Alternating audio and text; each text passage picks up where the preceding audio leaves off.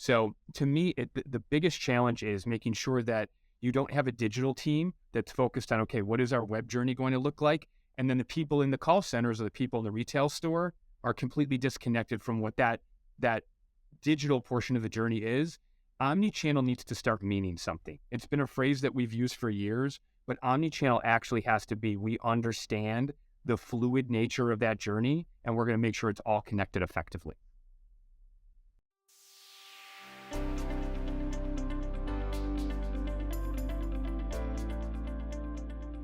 Hi, I'm Andy Murray. Welcome to It's a Customer's World podcast. Now more than ever, retailers and brands are accelerating their quest to be more customer-centric. But to be truly customer-centric, it requires both a shift in mindset and ways of working, not just in marketing, but in all parts of the organization. In this podcast series, I'll be talking with practitioners, thought leaders, and scholars to hear their thoughts on what it takes to be a leader in today's customer-centric world.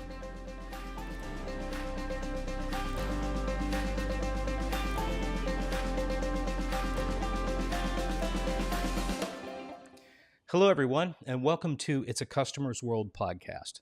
In today's episode, we'll be diving deep into the world of customer experience strategy. Our guest today is Chris Wallace, a customer experience strategist and president of InnerView. Chris has a wealth of experience in helping companies create exceptional customer experiences. He's frequently published in Harvard Business Review and considered one of the top thought leaders in this space. He and I discussed a range of topics, including the definition of customer experience, why it's so important for businesses today, and some of the big challenges that companies face in getting organizational alignment around the customer experience. We'll also be discussing how to measure the outcomes of your CX efforts and the crucial role that culture and employees play in creating great customer experience. So, whether you're a seasoned CX professional or just getting started on your journey, there's something for everyone in today's episode. Without further ado, let's jump in. Let me start by asking how you got into the field of customer experience. Well, I think I could argue that everybody's in the field of customer experience in some way, shape, or form. But for me, I think it really was about having a career in sales and marketing. I think that the sales side, we've seen sales really evolve to the point where you're not just talking about the sales methodologies and techniques of old. It really is about integrating it into the overall customer experience, understanding the buying journey, things like that. So maybe call me a reformed salesperson that's recognizing the role of CX and kind of in the modern era of business. And how long have you been, quote, in the more proper field of customer experience as you kind of now practice it? So I would say probably in the last 7 to 8 years, we've really seen customer experience sort of being the dominant theme and phrasing for it. We have been doing the consulting and the work that we do for the last 12 years. We actually celebrate 12 years this month. So we've been doing that, but it really started more on that sales end of things and has really morphed into, it's not just selling. Selling needs to be broadened into customer experience. Yeah, got it. Well, actually, you raise a good point. It's a fairly new field if you think about how it's being described today. How would you define it for our listeners? We often call it CX for short, for customer experience, but what is it? What is it not? And why is it important? Yeah, so the way we think about it is we always talk about brand and customer experience and the interplay between those two things. So we think about brand as the promise or the collection of promises that a company makes to their customers. CX is operationalizing those processes or those promises and making sure that the organization is prepared to deliver on those promises. So we look at brand as what we say we're going to do, and CX is making sure that we actually have the discipline in place to keep those promises and deliver for the customer. So that's how we see the definition of those two things. Why is it important? The very direct answer as to why it's important is we believe most products and most services are commoditized. And in a commoditized world, the only way to differentiate is through the experience by which you deliver those products and services. So to me, that's why it's so important that organizations are looking at, yeah, we've got a widget that we sell or we have a service that we offer, but we need to make sure that all the other pieces are there to insulate and support the main product that we offer, so we can stand out from our competition. Well, that makes sense. And many companies today claim to be customer centric, but how can you tell if a company is truly focused on the customer experience? Oh man, that is a loaded. We could do the whole show on that topic. um, Customer centric is one of those things that every executive is going to tell you that they are, but it is certainly not true. I'm going to tell you what doesn't mean that you're customer centric. Having an NPS program doesn't mean you're customer centric, right? Just having measurement in place is not you don't stop and pat yourself on the back. I really do think that organizations need to look at it as really centralizing their whole strategy, centralizing their go-to-market, anything from the way that they do research to the way they do product development to the way they organize the channels through which they're going to go to market. If that is not all geared toward making the customer's life easier and better, then I would say you're not customer centric. So just having a survey at the end of your interaction with a customer doesn't make you customer centric. Yeah, and I think some people think a customer experience is like what happens in the call center and not really thinking more broadly about that organizationally of all the different places customer experience really comes into play. Uh, Chris, what do you think are the biggest challenges facing companies today in delivering a great customer experience? And what I mean by great customer experience, that more end-to-end view for all the places the brand touches the customer's life. Yeah, I hate to use a buzz phrase here, but their organizations are set up in silos, right? And when you think about the silos that exist, you have that whole journey, you have that whole buying process, that whole interaction process with a customer. In many cases, it's starting from the first click all the way through to the final delivery of something, and then frankly the ongoing relationship that you have with that customer. And organizations are too siloed. So I'll give you an example. We're working with a retailer now, a regional retailer, and we are building them a customer experience process. And it took some convincing for them to recognize the difference between a customer experience process and the sales training that they had of old. And the key difference that we told them is your salespeople need to understand and recognize every step along the buyer's journey, and they need to know what their role is in that journey. And it can't just be when they walk into the store, that's when the journey started. That's not when the journey started. So recognizing how all those different pieces of the journey, whether it's interacting directly with a person or not, fit together, and making sure the people and processes that support that journey are in place. So to me, the biggest challenge is making sure that you don't have a digital team that's focused on, okay, what is our web journey going to look like? And then the people in the call centers or the people in the retail store are completely disconnected from what that digital portion of the journey is. Omnichannel needs to start meaning something. It's been a phrase that we've used for years, but omnichannel actually has to be, we understand the fluid nature of that journey, and we're going to make sure it's all connected effectively. Well, we'll get into the omnichannel in a bit. I think you make a great point there on how that now is the most important area to think through. But I'd love to hear your point of view on organizationally. Where do you feel customer experience expertise or ownership of driving those processes, where does that sit inside of a company? Because I know from my experience and my time in the UK with Asda, that wasn't always an obviously easy question, because it could be in operations, it could be in marketing. You came through the lens of sales into that space. Yep. But do you have a point of view that you hold that it tells you where this really should best reside? This is a hot topic of conversation. I've hosted some webinars for the American Marketing Association, and I always ask this question. It's one of my favorite questions to ask. My point of view is, directly speaking, I think that marketing owns the customer relationship and the customer strategy. And I think that if it does not reside in marketing, if the vision for CX does not reside in marketing, it should probably be a separate standalone function that works extremely closely with marketing. If customer experience lives as an operational function, too often operations are looked at cost centers and not real growth opportunities for the organization. You mentioned call centers and things like that. If it's the head of your call centers that is the de facto head of customer experience, because that's one of your primary channels, I personally don't think that works unless that reports up through marketing, which it doesn't always. So to me, it's either marketing owns it and the chief marketing or chief customer officer owns it, or you have a separate standalone function that works extremely closely at that senior leadership level with marketing. Well, my experience has said would tell me that you are 100% spot on. And, in my case, the call centers reported up through operations, which most of those KPIs were focused on efficiency, how fast you got people off the phone For sure. and those things versus, how did it make them feel and all the other elements that go into a really excellent customer experience. Now, I had the customer experience team, which was under a customer organization, which we had marketing and the CX.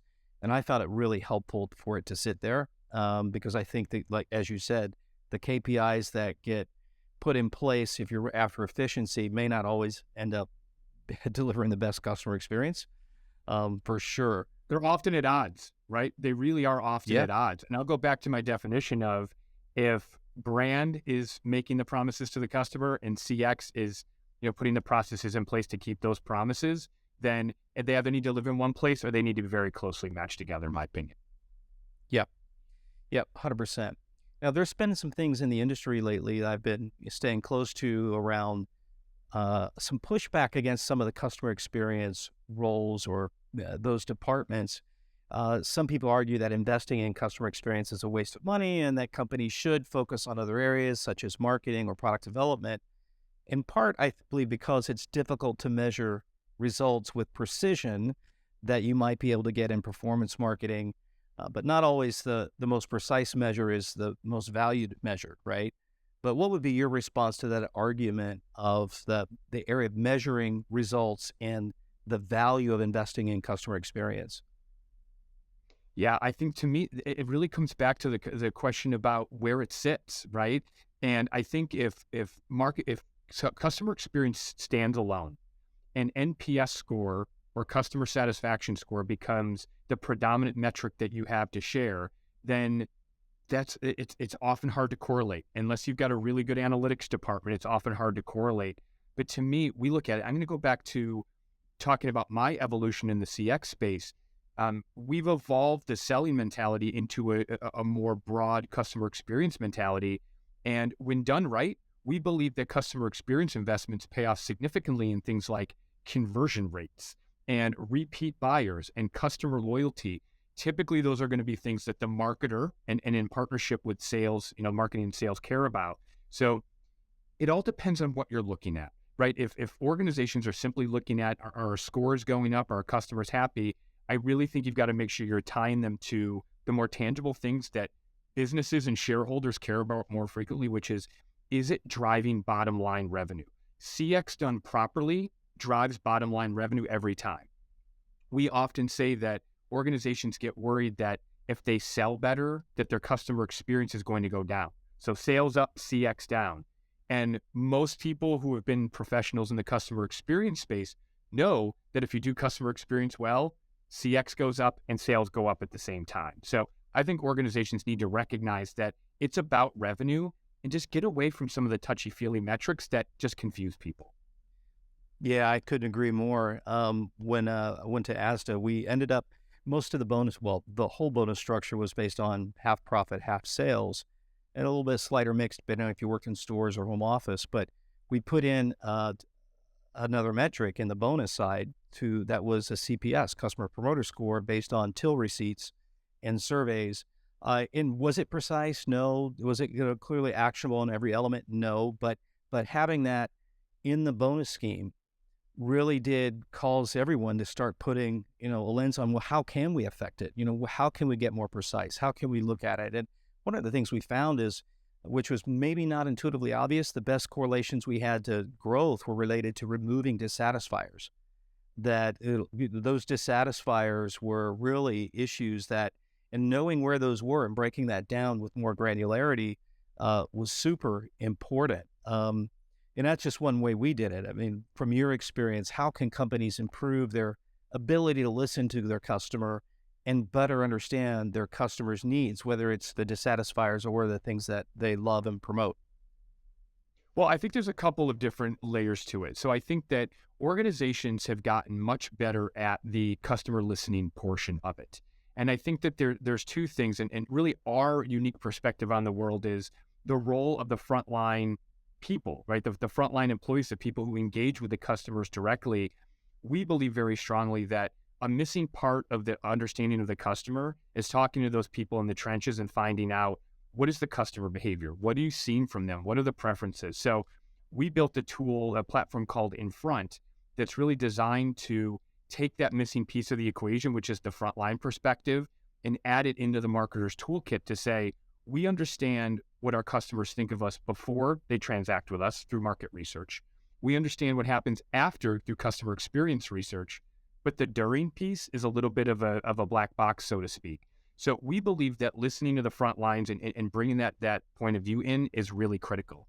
Another thing that's really interesting that we found through our own research is frontline team members are 3 times more likely to have confidence representing their products, their services, their brand, if the organization is sharing customer research with them on a regular basis. So I'm answering your question in reverse, but one of the things that they can do to better deliver for customers is be sharing the data that they have about customer preferences, customer needs with their frontline people. Share the data. You have it. If it just drives strategy and it just drives the way you're doing CX measurement, it drives your campaigns, whatever the case may be on the marketing side, but you're not actually equipping the frontline teams with the latest information you have about customer preferences, you're missing a huge opportunity. So empowering them with the data and turning it around, using it internally, we see as a great way to really drive better interactions with customers. Well, I love the fact that you guys are focused on providing technology that really does improve the customer experience.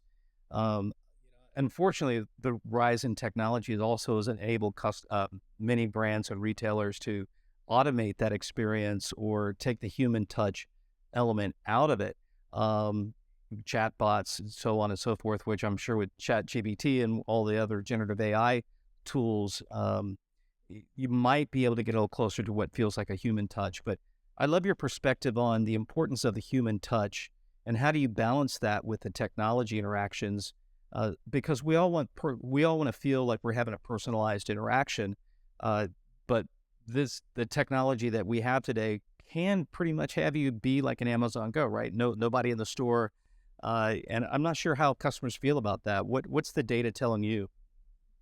So there's the data and there's the anecdotal evidence that we see. Okay. And I actually started this year. I posted a video on social media early this year where I talked about what I felt like was one of the biggest themes heading into 2023. Every category that we work in. Now, we're not working with off-the-shelf consumer packaged goods and things like that. We're working with, call them higher consideration consumer purchases. But what we're finding is consumers have, through digital tools, they have access to almost infinite choice, right? They have infinite choice.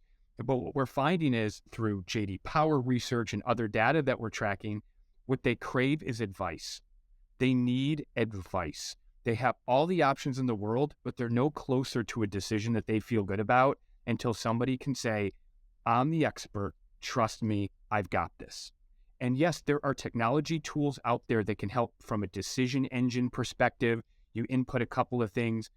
I think that can help you narrow some of your decision making from the front end and cross some things off your list. But if you're making a larger purchase or you're making a purchase in a category that you're not frequently making purchases in regularly, we look at it as the human becomes okay, I recognize that you have this whole gamut of choices. I'm going to help understand your individual situation and I'm going to help you whittle that down. The information is causing paralysis in a lot of the sectors that we're looking at. Banking, home manufactured goods, cable and telecommunications. They have all the information. They just don't know how to sort it out. The technology that we've seen is not getting people closer to feeling good about that purchase unless they truly have an expert saying, based on your needs, this is what you need to fill that need. That's what we're seeing as the big trend. Is advice is what's needed. Finding technology that's able to provide scalable advice, we haven't found it yet. That's interesting. Well, and it sounds like, again, with generative AI, there's an opportunity to get, one step closer as that becomes more accurate in what it can recommend. Um, from your opinion, what is the most important aspect of great customer experience? Is it speed? Is it convenience or lack of, taking the friction out? Or is it the personalization side of, gosh, these guys really know me? Or is it something else? I think it's ease. I'm gonna take the shortest path. I think it's ease, but I think in terms of what organizations need to do in order to deliver, you know, deliver that easy process to take that friction out, you really need to understand your journey well, right? I think that's one place when you talk about what does it mean to be customer centric. Starting to measure customer experience without having a very clear understanding of all the touch points that you have, digital, human, otherwise, with your customers.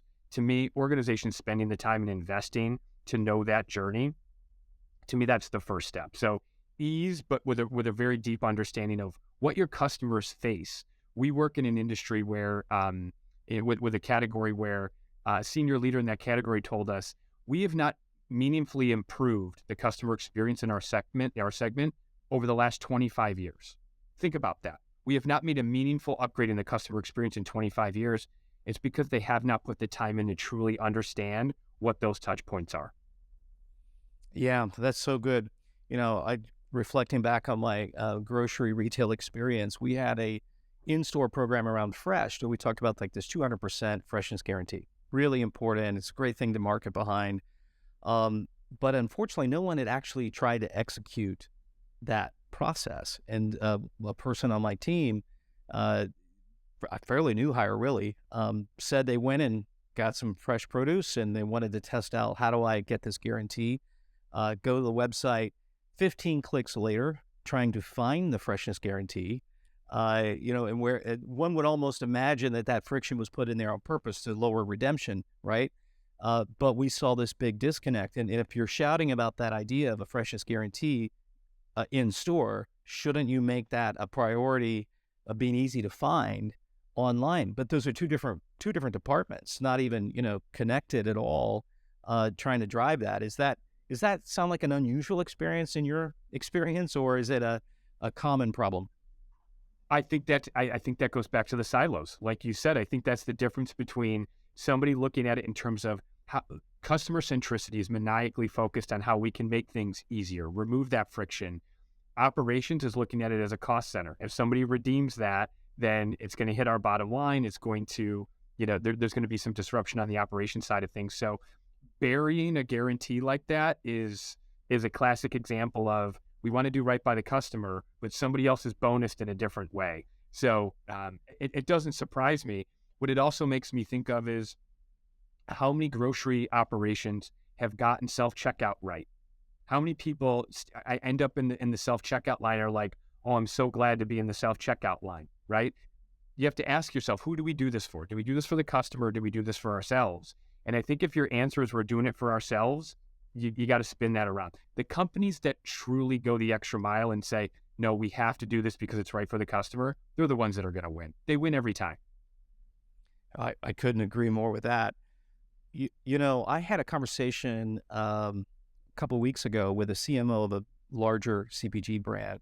And one of the things he said to me that I found was quite surprising is that we would desperately, give our eye teeth to find out how our customers really, and they would use the word consumer, but how our consumers really feel, like the true understanding of sentiment, and there's no way to really get that for them at scale.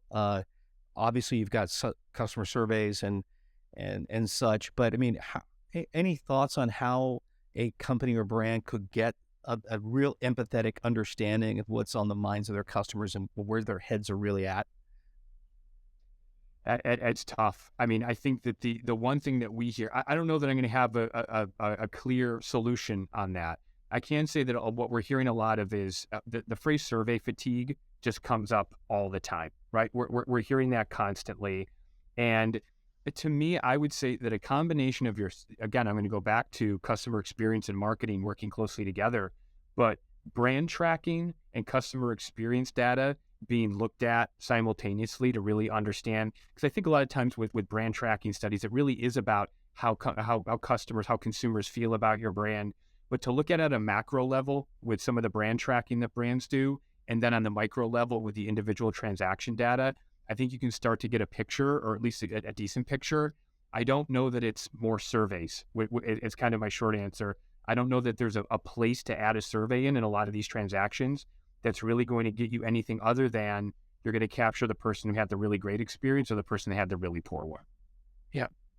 Yeah. And probably keep your eye, it's probably going to feel more anecdotal, listening social media, finding the dissatisfiers, finding where you're getting the one reviews and paying attention to those, because those, a person who'll give you one review probably loves you at some level, but they, are really disappointed in you, right? Because that takes work to do that. And I think sometimes we just want to look at the fives. One thing I will say real quick, though, to Yeah. that, and I'm going to use your grocery store example because I think it's a great one because everybody can relate to it. You want to know what customer sentiment is or where customers are having challenges? Talk to the people that work your customer service counter in grocery stores. Not necessarily the registers, but talk to the people who work the customer experience or the customer service counter and see what people are coming up to them with.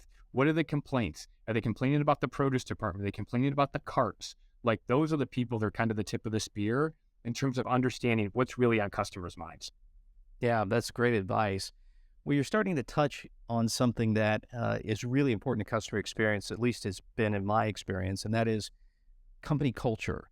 And you can have a brand promise that delivers a clear customer experience you're after, but if the company culture doesn't support that, it's got to be integrated in the culture. You ship your organization to the customer. In your work with companies to help them with customer experience, how much of your work is toward employee or colleague training, upskilling, thinking about or analyzing that space in order to get to the outcome side you want on customer experience? And that's a big part of our focus. So we talk about we're at the intersection of employee experience and customer experience. And I wouldn't say that our firm is either one of those two disciplines, because I think employee experience is a very broad, you think about the Venn diagram of those two things coming together, and we really are in that sweet spot. But we really look at it as how can you put team members in a position to drive great outcomes for customers? And the frontline teams we've worked with, and we're in the high hundreds of thousands or low seven figures of frontline people that we've worked with across the globe. All frontline employees want is the opportunity to be put in a position to be successful in serving their customers. That's where they get a lot of satisfaction. People can say it's pay and it's spiffs and it's benefits and it's breaks and things like that. They just want to feel like when they have the opportunity to serve a customer, they're empowered to do a good job and they can make that customer happy. So we really look at it as understanding their perspective and putting them in a position to deliver that experience, to have an input into the experience. That's where we see the magic happen. So I think it's an oversimplification to say happy employees drive happy customers. I don't believe that's true, actually. I don't believe people can be happy where they work and not necessarily drive a great experience for the customers. I really think it's put your people in a position to drive great outcomes for customers, and you're going to have happy customers and happy employees. Well, this gets back to where it's got to also be strategic imperative. So from my experience, operationally at retail, store hours are everything, right? I mean, that's more than gold, right? Is the hours that are allocated, and people would be amazed at how precise a retailer can get in allocating and analyzing hours, right? It's easy to track, easy to measure. And when hours get pushed really hard, the customer service counter is almost looked as a buffer group that you could dip into to put them into stocking shelves or other pieces. And if you don't have the hours allocated to deliver customer experience, no matter what the ambition of the customer experience person at the desk is, if they've been called to go unload trucks or stack pallets or move things around in the store, you've just killed, your culture from the top down. For sure. I think I'm going to give you an example that I think ties a lot of these concepts together, and some people might be able to relate to this. I grew up my whole life being a big baseball fan and a baseball player. Okay, that was a big part of my family's upbringing and my brothers. And I recently went to buy a bat for Christmas for my son, a baseball bat. And anybody who's bought a Little League bat over the last couple of years knows that it's quite a journey. Okay. And there's infinite selection. I know the sport. I know the game. I know generally what I'm looking for. but there's infinite choice. And I'm going to actually call out a brand specifically that I'm a big fan of, Dick's Sporting Goods. Okay. Going to Dick's Sporting Goods, and they have infinite choice in that store. There's so many different things to choose from. There's all the different labels of which league it's certified by and things like that. But when my son and I walk into that store and we're looking at things off the shelf, if you don't have that allocation to drive customer experience, I stand there and I look around the store for somebody and I don't find anyone. Or I have to find somebody with a walkie-talkie and they have to call somebody with the expertise. But at Dick's, I happened to be there looking. I wandered over toward the batting cage that they have in for people to try it. And there's an associate there saying, can I help answer any questions about these bats? And I know what I'm talking about, generally speaking, but I still needed that person's guidance and advice. Dick's made sure that that person was there, right place, right time, to be able to assist me. So that's where you get into, and again, this is a purchase that I should be able to go and grab something off the shelf. But when I'm spending $400 on a bat, and yes, that's how much they cost, I want to make sure that I get that decision right. I need advice. I need a person. Dick's make sure that they're there. Excellent. Excellent. I love that story. That's great.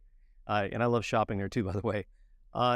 Tell me what you think the role of technology like digital screens and, some of the things there, do you see that as something that adds to the customer experience or distracts, or is that for the company purpose to drive advertising messages in store? And what do you feel like the role of technology is in the in-store shopping in space? Yeah, I mean, I think that I think a lot of times the technology, and I'll be very candid on this, I think the technology is more shiny objects that make the store look futuristic and cool and make you feel like it's a good shopping experience rather than actually getting you closer to making that decision. I mean, let's be honest, everybody has the technology that they need in their pocket, right? When you think about being able to look, and we know people are going into stores and they're looking at something on the shelf and they pull out the smartphone and they're looking on Amazon or they're checking Walmart.com or Target.com to see if they have it, if it's a cheaper price, whatever the case may be. So I look at it and say, it all depends on what your concept is, right? I believe that there are retail concepts that are starting to emerge where even for big purchases, they're going to smaller footprint stores and they are doing like the digital mirroring and things like that, where they don't necessarily have every size in the store, but you can pick out a style and you can do the virtual mirror, that type of thing. I think if it's really helping to maximize the cross-section of where the location of the store is, the size of the footprint of the store, and being able to put something in the customer's hands digitally that they can't necessarily have in their hands physically, I think it has a place. If you have a bigger store and you're relying on technology or putting technology in there, I personally believe it ends up being more of a distraction.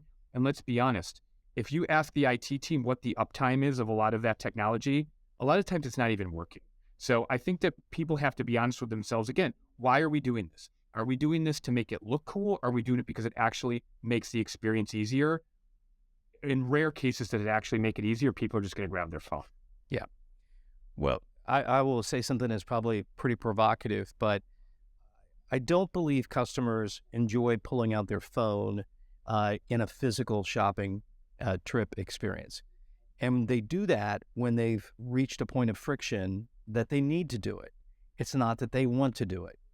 And I think we get it wrong when we think that the mobile apps and what we're doing with the phone, we want the customer out with their phone, and I just think they're doing it to solve a problem. And if you solve that problem, maybe in a design way of in-store experience, or make sure the navigation is more clear, or the experience is more helpful to the customer, what they're really trying to accomplish, maybe they don't need to pull their phone out, right? And do you really want them to pull their phone out? I think they do, but that's not necessarily because I don't think they want to. Now, that's just anecdotal, but I'd love to hear your thought on that.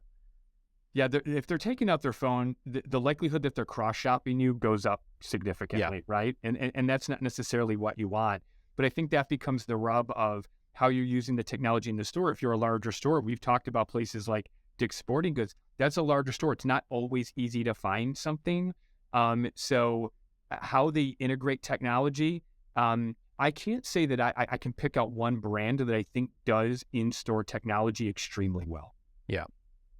I'm curious if you have one that you would reference. Uh, I would have to go into Europe. I think the European retailers are doing a better job at understanding how that technology can work. There's a company called Outform that I track. I know some of the guys that work there, but they're doing more with in apparel with in-store mannequins that are digital that could let you look at a lot of different outfits and things of that nature. Uh, but in large extent, I think, and I think electronic shelf labels that can communicate and give you accurate pricing that's up to date. That's a helpful technology, right? And we're starting to see some prototypes there. I know Walmart's working on a few stores I've seen in their prototypes with electronic shelf labels. And okay, that's brilliant. That's a help.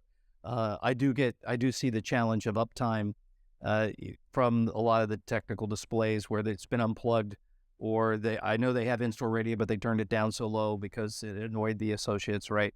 So there is a lot more to that whole conversation of what's really going to work and what's sustainable. What looks good, in a prototype store may not look good, 2 years later if the staff hasn't bought into what they're trying to accomplish and they really care about it, right? So that gets into the culture side. What companies do you admire well, we've talked a lot about the challenges, but what about any brands or retailers out there that you admire for their great customer experience and what they're doing? Yeah, so I would say that we've touched on a few of them. I think that there are there's brands that I admire for different reasons, right? I think that when you look at I want to go back to your question about culture and sort of your reference to culture, and we look at it and say the brands that really are doing this well are the ones who are integrating it into their day-to-day operation and really how their people feel and behave. And that's where I'll call out some of the best examples people talk about all the time, the Patagonias of the world, right? What their brand promise is and how they operationalize that through their culture is probably second to none. I'm also a big fan of Southwest and the way that they've done that integration of the line I always use is American Airlines, if they try to tell a joke the way that Southwest flight attendants have been doing for years, somehow it's not funny. Right, in American or Delta tries to do it, it's not funny, but somehow Southwest has really built that culture of people really care. It's that genuineness and authenticity that, frankly, I think the best brands, they're hiring for it too, right? They know who they want to be, and they don't wait and try to indoctrinate people into it. They're finding people that believe those things before they even show up in interviews. So I think that, to me, I'll call out those brands because I think they've done the best job of integrating who they are as a brand into their people processes and their people policies. Yeah, that's great. I love those stories. Yeah, I find that sometimes true. I tell a joke, it's not funny, and my wife will tell the same joke and people laugh. So I don't know. I don't understand what's going on there. But does she work for Southwest? No, she probably could. So I'd be remiss if we didn't ask the question. Tell me about InnerView, your company, and what problems do you solve for your clients? Yeah, I mean, InnerView was really designed from the ground up after years of, I call it trial and error, if you will, but been an entrepreneur for a long time. But InnerView was really the outgrowth of my business partner, Diana Finley, and I taking some time to look at the work that we've done and really look at where we saw organizations struggling. And we're typically working with larger enterprise, either B2C or B2B2C brands. And what we found was, I'm going to go back to the word silos. We just found there really is a chasm between marketing and the frontline channels. And you can say sales, but it's not just sales. It's customer service. It's any technical roles. It's delivery people. Anybody that interfaces with a customer, there is a disconnect between the marketing vision and those people who serve the customers every day. That's what we built InnerView to bridge that divide between the marketing strategy and the frontline channels who execute. So that's sort of the ethos behind the company. I mentioned earlier our in-front platform is really our secret sauce in helping organizations, helping marketers, customer experience executives hear the perspective of their frontline teams in a scalable way that can be analyzed. Can you break that detailed. down? Yeah. Can you break that down for me? I'm intrigued. Tell me, how does that work? Yeah. So what we're essentially doing is we've taken a market research process or market research principles, and instead of applying them to the external buyers, the external customer, we're taking very similar structures for studies and questionnaires, and we're applying those to the frontline teams. So we're asking them, essentially market research wants to identify where consumers are going to see value, right? Do they see value in what you're putting out there? What messages might resonate with them around value? We're trying to understand the people who have to talk about those products and services every day. What's their perception of value? What's their perception of customer needs? What's their perception of the competition? We're trying to give brands a glimpse when one of their people is face-to-face or phone-to-phone, whatever it is, with a consumer. What are they likely to say? What is their mindset? So we're giving them very deep analytics on what this frontline population, what mindset they bring into their interactions with customers. And again, we talk about brands have the data from before an interaction, they have it after. We want to give them that glimpse of what's happening during, and that's what in front is designed to do. We truly believe we're taking the voice of the front lines and elevating it into something that can be used truly as business intelligence for big brands. And what kind of results are you seeing? Well, yeah, I mean, first and foremost, what we're seeing is if you listen to your front lines around how value is being transacted or talked about, and you find gaps, and you have very clear information around the messages that are resonating or not resonating, you can quickly react and provide them the support that they need. It could be anything from an email that goes out to a quick one sheet or a video. We talk about a lot of times we're myth busting, right? There might be one perception that the front lines have around this new product introduction. You learn that from them, you can bust that myth, and guess what happens? We're in the business of getting people to say, oh, okay, now I get it, right? It's not full-on training. It really is about those quick light bulb moments, but until we understand their mindset, we can't clear that path. So what are the results? The results are increased conversion that we talked about before. A lot of times we're working around new product and service introduction, so increase attach rate. So ticket size, order value, all of those things go up. And we always get asked this, and the answer is absolutely yes. Does it drive employee retention? And the answer is yes. If you listen to your people and identify places where they need greater support and they need you to be the cavalry who can come in and really help them and have their back, they stay longer. That's not that hard of an equation to understand, but we're seeing very tangible business results simply by building this feedback loop with your front lines. Yeah, I love that. And I can see the connection back to if your frontline employees know you really care about what the customers think, even just putting this technology in sends a message, right, of what's important and that you are trying to listen and trying to learn. And it makes their jobs more valuable. And I can see that attachment side. One last question, Chris. We do a lot of work with the University of Arkansas, Customer-Centric Leadership Initiative. And so I speak to a lot of students and graduating students. What advice would you give to someone who's interested in pursuing a career in CX? And what skills or qualities you think are essential for success in this field? Well, I'm going to go back to what I said before around what I think is the fundamental building block of good customer experience, which is journey mapping. So sort of a maniacal focus on the journey mapping would be one place I would advise people to invest some time and really understanding. The second place I would say is, I guess maybe this is more of a piece of advice than it is a skill, but the really understanding how technology plays a role in enabling the journey, not replacing it or outsourcing it or whatever you want to call it. I really think that organizations struggle and they silo their technology people from the operations and the CX folks. And I think that really taking a critical eye to what is the technology enabling versus what is it replacing. I think that any good strategist, the human interactions, I don't believe are going to go away. We saw during the pandemic that e-commerce went way up, and guess what? The pandemic subsided somewhat, and people are back in stores. They need that advice. They want that interaction. So understanding the role of technology and being critical about the role of technology would be sort of my second piece of advice. That's great advice. Any question I didn't ask that it's on your mind you'd like to talk about that's important in this space? I would just say that when it comes to, you talked again about the culture, you talked about, where organizations struggle. You can't train customer experience. I really don't believe you can. I do believe it has to be cultural. I think that setting standards and really promoting a mindset and a culture and themes internally around what we're doing, what an organization is doing for the customer, I think that's the only way to make it scalable, right? To say you're going to put somebody through customer experience training, customer experience is a cultural thing. You need to expose them to their colleagues. You need to share examples. One of the things that we do with our clients constantly is encourage them, share examples of people who are doing it well, share the feedback that you're getting from the customer. So to me, it's that cultural piece, right? Making sure that you're weaving that in and giving your people the opportunity to celebrate those wins and share them. To me, that's a really important piece.